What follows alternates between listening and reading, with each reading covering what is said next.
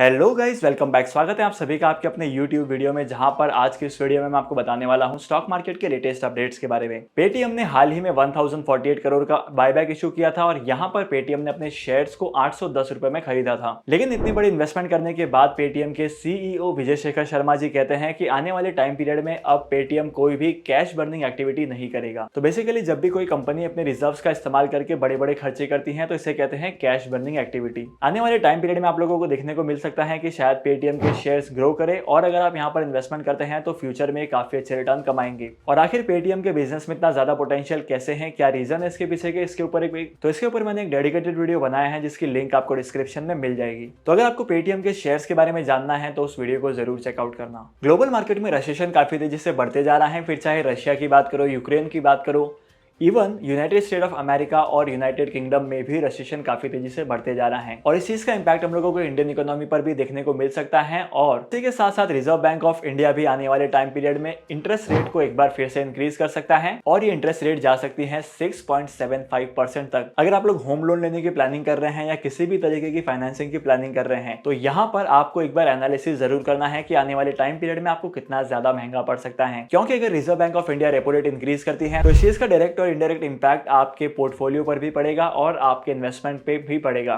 तो किसी भी तरीके का लोन लेने से पहले और अपनी क्रेडिट कार्ड की लिमिट का ओवर यूज करने से पहले 3 बार जरूर सोचना, क्योंकि जितना ज्यादा आप इस्तेमाल करेंगे इन सारी चीजों का उतना ज्यादा आपको इंटरेस्ट पे करना पड़ेगा। और इसी के चलते स्टॉक मार्केट में आज बहुत ही कम वोलेटिलिटी दिखाई दी है और यहाँ पर स्टॉक मार्केट थोड़ा सा गिरते हुए दिखाई दिया है। और अगर आज के मार्केट क्लोजिंग पर स्टॉक मार्केट फिर से गिरता है तो इसका मतलब यह है कि इंडिया में भी रेसेशन का इंपैक्ट हुआ है और यहां पर भी इस चीज का इंपैक्ट बहुत बड़ा होने वाला है। बहुत सारी कंपनीज के शेयर्स की प्राइस गिरेगी और बहुत सारे सेक्टर्स ऐसे होंगे जहां पर इस चीज का सबसे ज्यादा इंपैक्ट पड़ेगा। तो ऐसी सिचुएशन में आपको कौन कौन सी कंपनीज के शेयर्स में इन्वेस्टमेंट करना चाहिए, अगर आपको ये भी जानना है तो इसके ऊपर भी मैंने एक डेडिकेटेड वीडियो बनाई है जिसकी लिंक आपको डिस्क्रिप्शन में मिल जाएगी। मार्केट में ऐसी बहुत सारी कंपनीज हैं जो पिछले 3 महीनों से अपने एम्प्लॉइज को ले ऑफ दे रही हैं। वहीं पर टेस्ला के मैनेजमेंट ने अनाउंसमेंट करते हुए ये कहा है कि आने वाले टाइम पीरियड में टेस्ला में एक बार फिर से ले ऑफ्स हो सकते हैं, क्योंकि ग्लोबल मार्केट की कंडीशन बहुत खराब है और कंपनी अपने कॉस्ट को कम करना चाहती है। और ये सारी कंपनी जितने ज्यादा एम्प्लॉइज को ले ऑफ देगी उतना कंपनी का कॉस्ट कंट्रोल होगा। तो मार्केट में चलने वाले ले ऑफ को लेकर आपका ओपिनियन क्या कहता है, मेरे साथ जरूर शेयर करना कमेंट सेक्शन में। अभी हाल ही में मैंने आपको बताया है कि इंडिया के स्टॉक मार्केट की परफॉर्मेंस नेगेटिव रही है और अगर मैं सिर्फ और सिर्फ एक दिन की बात करूं तो इंडिया के स्टॉक मार्केट के एक दिन के परफॉर्मेंस की वजह से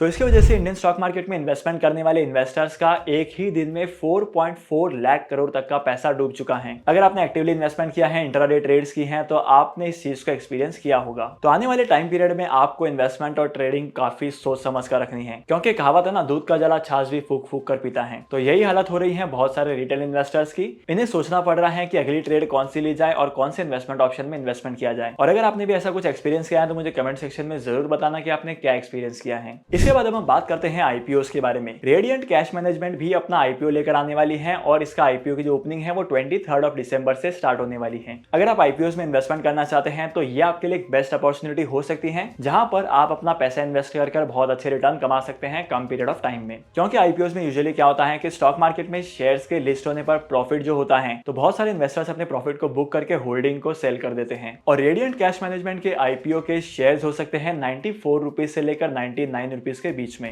15,000 के आसपास का इन्वेस्टमेंट है और यहाँ पर आपको बहुत सारे शेयर्स मिलेंगे। अगर आप इन कंपनीज के शेयर्स को लॉन्ग टर्म के लिए भी होल्ड करोगे तो अच्छे रिटर्न कमा पाओगे। तो डेफिनेटली आपको इस कंपनी के शेयर्स में इन्वेस्टमेंट करना है और डीमैट अकाउंट ओपन करने का लिंक मैंने आपको डिस्क्रिप्शन में दे दिया है। इंडिया का स्टॉक मार्केट गिरते जा रहा था, लेकिन यहाँ पर एक एक्सेप्शन चीज नोट की गई है। इंडियन मार्केट के फर्स्ट हाफ में फॉरेन इंस्टीट्यूशनल इन्वेस्टर्स भी उन कंपनीज के शेयर्स में इन्वेस्टमेंट करते जा रहे थे, जहां पर इन कंपनीज के शेयर्स की वैल्यू लगातार गिरते ही जा रही थी। क्योंकि गिरते हुए मार्केट में तो हम इंडियंस भी इन्वेस्टमेंट नहीं करते हैं, लेकिन फॉरेन इंस्टीट्यूशनल इन्वेस्टर्स ने इन्वेस्टमेंट किया है, तो यहाँ पर कोई बात तो जरूर होगी। और अगर देखा जाए तो उन्होंने उन कंपनीज के शेयर्स में इन्वेस्टमेंट किया है जो कंपनी फ्यूचर में काफी ज्यादा ग्रो कर सकती हैं, जैसे कि इलेक्ट्रॉनिक व्हीकल्स हैं, एफएमसीजी के सेक्टर के शेयर्स हैं, क्योंकि इन कंपनीज के शेयर्स की वैल्यू क्रैश की वजह से और भी ज्यादा गिर सकती है। तो डेफिनेटली एफआईएस की तरह आपको भी इन कंपनीज के शेयर्स में और इन सेक्टर में इन्वेस्टमेंट करना चाहिए। केफिन टेक्नोलॉजीज का आईपीओ की क्लोजिंग हो चुकी है और इस एप्लीकेशन प्रोसेस के क्लोज होने पर केफिन टेक्नोलॉजीज का आईपीओ 2.59 टाइम्स ओवर सब्सक्राइब हुआ है। अब देखना यहाँ पर यह है कि इसके ग्रे मार्केट प्रीमियम की वजह से इस कंपनी के शेयर्स किस अमाउंट पर लिस्ट होते हैं। और अगर आप लोगों ने केफिन टेक्नोलॉजीज के शेयर्स में अप्लाई किया है तो मुझे कमेंट सेक्शन में जरूर बताना कि आपने कितने लॉट के लिए अप्लाई किया है।